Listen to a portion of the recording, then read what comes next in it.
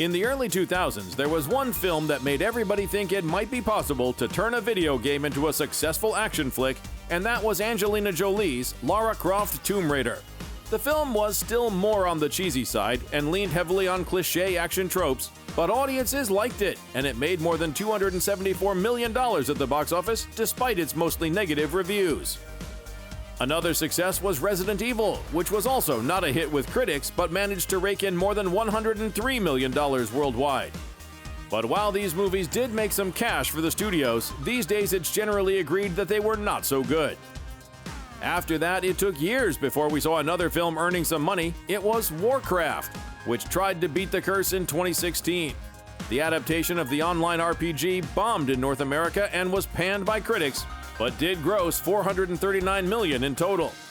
But then in 2018, something changed with the release of Alicia Vikander's Tomb Raider, a little ray of light in the dark tunnel of video game adaptations. Because although the reboot failed to wow the critics initially, it has built up a respectable chorus of supporters in the years since its release.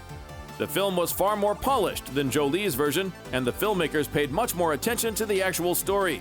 There's so much story integrated in that game, and so much to kind of take on as inspiration for me as an actress. So I had that in my trailer because it is time consuming. It takes time.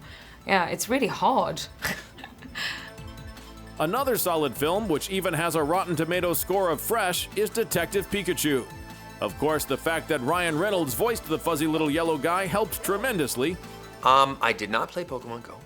I still have yet to play Pokemon Go. And then in terms of what I knew about this property before, I didn't know that much. I knew about Pokemon because it's a huge phenomenon all over the world. But I didn't know like the nuance of it and the details. But I learned that stuff pretty damn quickly once I got the role.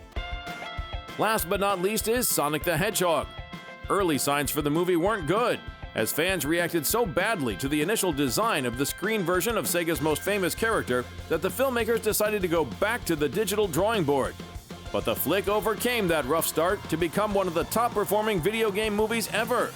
It scored a positive critical consensus and even reintroduced the singular physical comedy stylings of Jim Carrey to the big screen after a long hiatus.